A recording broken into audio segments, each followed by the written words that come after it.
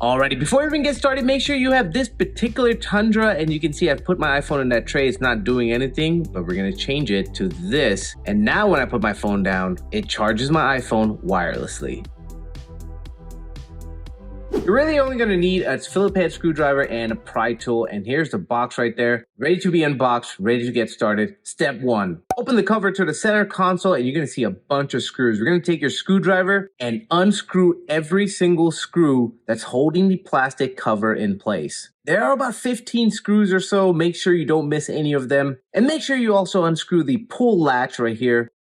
Make sure you also get the 2 hidden screws at the top behind the latch, and also the 5 screws at the bottom of the cover. Once you take out all the screws, this thing should just pop off easily. And quite literally, if it doesn't pop off that easily, you're probably missing a screw. Next, you're gonna take out 6 screws holding the original tray in place, ready to be replaced with a new electronic charging tray. This too should just come out easily. And now you can place this to the side. Next step, before we continue, you're going to want to go ahead and pry out the back portion of the center console, but it should come out easily, and do not worry, you're not going to break anything. I moved to the back side, and with just a little tug, it comes off fairly easy. This step is crucial to wire the plug and play wires in.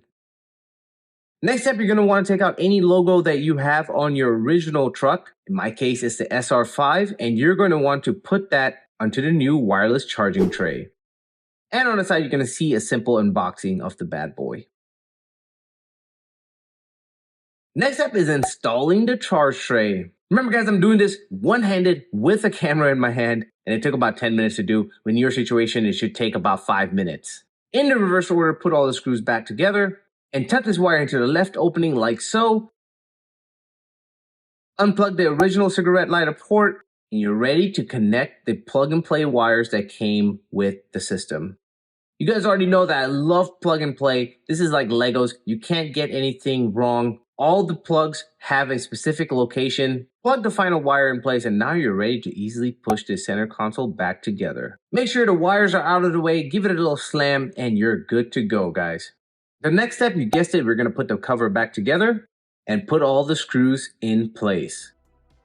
Don't forget the screws for the pull latch, and you are done. Close the center console cover and bask in the glory of your new wireless charging station. We're going to put the vehicle in the on position here. Get my cell phone out. As you can see, it's not charging, obviously. Simply place the phone down on a charging pad and boom. Look at that, guys. And would you look at that, we have wireless CarPlay as well. Wireless charging, wireless CarPlay. I mean, what else can you get, guys? This truck didn't have wireless charging, and it did not have wireless CarPlay. I'll leave the link on how to install wireless CarPlay in the description section of the video to your Tundra. But look at that, absolutely beautiful. Charging flawlessly like it's supposed to.